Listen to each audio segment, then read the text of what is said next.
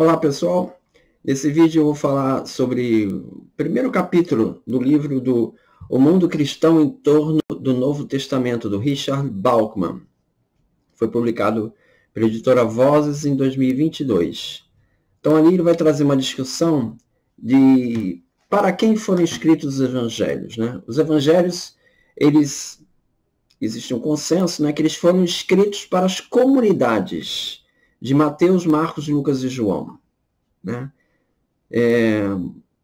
Então, eles não tinham essa proposta de ter um alcance mais amplo.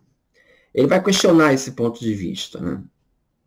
Então, quando Mateus e Lucas eles escrevem o seu evangelho, o evangelho de Marcos já teria circulado de uma maneira mais ampla pelas igrejas, às quais Mateus e Lucas pertenciam. Logo, parece improvável que o objetivo de Mateus e Lucas fosse local. Entende? Esse é um argumento do Bauckham. Ele está defendendo que eles tinham uma proposta mais ampla, né? Marcos escreveu o seu evangelho em Roma para a igreja romana, conforme Clemente de Alexandria relata, mencionado por Eusébio em História Eclesiástica 6,14-6. A ideia de que cada evangelho tivesse uma comunidade particular como público, ela ganhou força na academia com o livro The Four Gospels, A Study of Origins, do Streeter. Foi publicado em 1924. E foi um marco no estudo acadêmico dos evangelhos.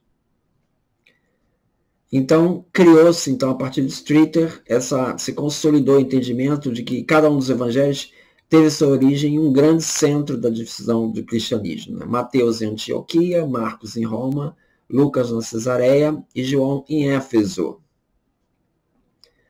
Tais evangelhos já ganham o status de escritura inspirada antes que os quatro fossem combinados numa coleção reconhecida por toda a igreja. Streeter, assim, destacou o papel dos evangelhos como produto das igrejas locais. Kilpatrick, em The Origins of the Gospel According to St. Matthew, em 1946, consolidou esse entendimento. Então, eles estão usando muito o critério que eles chamam de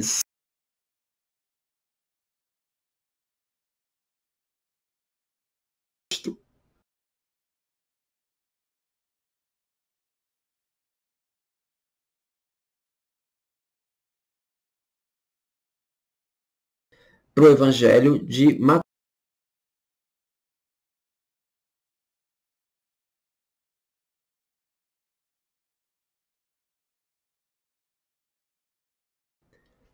Então, esse critério descreve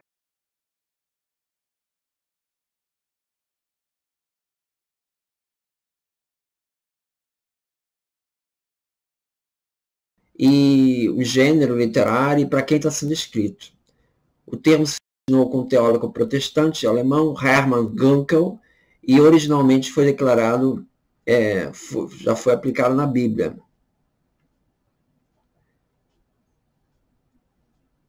Então, a situação. Então, o termo é um termo então, sociológico, né? Ele descreve uma situação típica dentro de qualquer comunidade, de modo que o significado do texto está vinculado à comunidade, ao seu contexto social. Bom, dando sequência, então, o Streeter, Kilpatrick, depois, quando os grandes críticos formais, Martin Dibelius e o Rudolf Bultmann, discutiram os evangelhos como produtos finais das tradições orais, a dimensão comunitária pareceu desaparecer por completo. William Bauckham mostra que os 4 evangelhos canônicos sobreviveram precisamente porque, dentro de um espaço de tempo relativamente curto, eles provaram ser relevantes o suficiente para a maioria das igrejas, a ponto de serem utilizados amplamente. Quando João considera necessário explicar o que significam as palavras Rabi e Messias, então isso parece pensar num público mais amplo, né? Porque para um judeu não precisaria explicar isso. Quando Marcos nos conta que Simão de Cirene era pai de Alexandre Rufo, como aparece em Marcos 15, 21, ele parece querer dar um significado extra para aqueles que conheceram essas pessoas. Mas esse detalhe, ele não é um impedimento para outros leitores compreenderem a narrativa. Então, o Bauckham destaca que, enquanto as cartas paulinas elas têm um objetivo mais imediato de atender às demandas de uma comunidade, o Evangelho, por sua vez, eles não são cartas como cartas paulinas. Eles são um gênero greco-romano, né, de biografia. Eles têm um caráter mais propagandístico, né, e não de resolver um problema local, circunstancial. Paulo escreve aos Coríntios porque ele não podia visitar Corinto naquele momento. Então, ele escreve a carta. Ele está fora de Corinto. Agora, o evangelista, escrevendo tal evangelho, ele se pareceria com Paulo escrevendo 1 Coríntios enquanto residisse em Corinto. Mas ele não fez isso. Então, Paulo não fez tal coisa. Então, por que Mateus ou os outros evangelistas o fariam? Entende? Você escrever uma carta para a sua comunidade. Não faria muito sentido. Qualquer um que escrevesse um evangelho deve ter tido a oportunidade de ensinar sua comunidade oralmente. Então, ele não escreveria uma carta. Se ele quisesse escrever uma carta para a comunidade, ele estando na comunidade, mais razoável seria ele fazer uma pregação oral. De fato, a maior parte dos acadêmicos assume que assim fizeram essa campanha oral. Por que deveria ele enfrentar o considerável problema de escrever um evangelho para uma comunidade da qual ele já está habitualmente pregando? Então, na verdade, porque ele deveria enfrentar o problema de congelar em forma escrita sua resposta à situação local específica, que provavelmente mudaria com o tempo, a qual poderia responder muito mais flexivelmente, portanto, apropriadamente, através da pregação oral. Ou seja, a pregação oral seria até mais flexível para ele. Porque ele, na forma escrita, ele dá, naquela forma, congela como adaptar para as novas situações. Então, a função óbvia de escrever era a capacidade não de se comunicar com um leitor ali local, mas de comunicar simplesmente com leitores incapazes de estar presentes nesse ensinamento oral. Tá? Bauckham defende, portanto, a tese que os evangelhos foram provavelmente escritos para a circulação geral.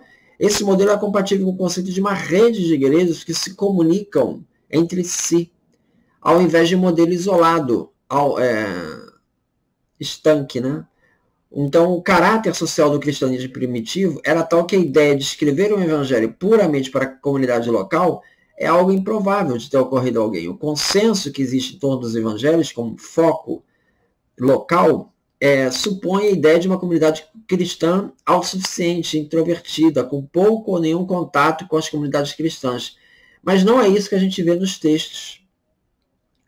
Quando a gente pega a passagem de Mateus 16, 17, que ele usa a palavra eclésia para se referir à igreja universal e não o uso de uma comunidade local. Todas as evidências sobre o movimento cristão primitivo é de uma perspectiva mais universal. O próprio contexto romano de estradas disponíveis facilita esse deslocamento de pessoas e comunicação. O contexto no qual o movimento primitivo se desenvolveu não era propício ao paleocologismo. Então o Bauckham vai começar a trazer os elementos para essa conclusão de que há realmente uma rede maior de igrejas. Né? As cartas de Paulo, elas estão constantemente relacionando as igrejas umas com as outras. E o movimento cristão comum como um todo, como por exemplo em 1 Coríntios 1, 2. Mesmo as igrejas da Judéia, como em Tessalonicenses 2,14 ou 1 Coríntios 16, 3. E também as outras igrejas não paulinas, como em 1 Coríntios 9, 5. A mensagem cristã fomentava a substituição pelos neófitos dos laços familiares naturais pela lealdade com os novos laços com os cristãos e irmãos de todo mundo. Então, veja, sempre saindo do contexto local. Outro aspecto a considerar são as constantes viagens das lideranças cristãs, não somente de Paulo, mas Timóteo, Tito, Pedro, Barnabé, Marcos, Silas, Apolo, Felipe, Áquila, Priscila. Todos esses nós temos relatos de viagens. Pregadores itinerantes são mostrados em Apocalipse 2:2, nas cartas de 2 João 10:11, 3 João 3:8, na Didaque, capítulo 11, também fala dessas viagens. Policarpo de Esmirna, ele visitou Roma, e na carta aos Filipenses planeja ir a Antioquia. Militão de Sardes viajou para a Palestina, Egesipo da Palestina viajou a Corinto, a Roma, Justino da Samaria visitou Éfeso, Roma, Tassiano da Síria visitou Roma, Antioquia, Marcião visitou Roma, vindo do Ponto. Então, essa questão das viagens mostra esse intercâmbio. Outra questão que o Bauckham traz são das cartas entre essas pessoas, né? Clemente, bispo de Roma, escreve para as igrejas da Ásia Menor e Corinto, lidando com problemas daquelas igrejas. Policarpo de Esmirna escreve para a igreja de Filipos. Inácio de Antioquia escreve para 6 diferentes igrejas. Dionísio de Corinto escreve para pelo menos 7 igrejas. Essas cartas são transmitidas usando mensageiros. Esses mensageiros, eles não se limitam a entregar a carta, eles também fazem uma pregação oral. Papias, ele faz referência ao contato com diversos testemunhos orais da época de Jesus. Então, esses testemunhos de diferentes locais, e ele faz esse intercâmbio. Ainda que Papias seja de Hierápolis, que é uma cidade um pouco afastada das grandes rotas de comunicação. Então, o cristianismo primitivo revela uma rede de comunidades em constante comunicação umas com as outras, através de mensageiros, cartas, movimentações de lideranças, mestres, uma rede na qual a literatura cristã circulava amplamente, facilmente e rapidamente, de modo que a ideia de escrever um evangelho para poucas igrejas da vizinhança parece pouco provável.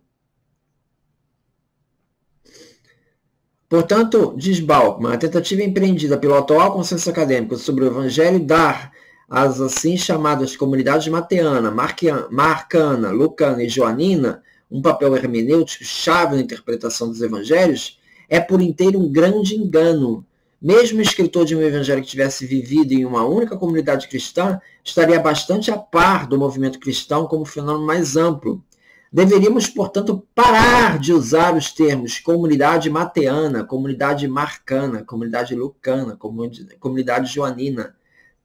Tais termos não têm nenhum significado valioso, segundo o Richard Bauckham.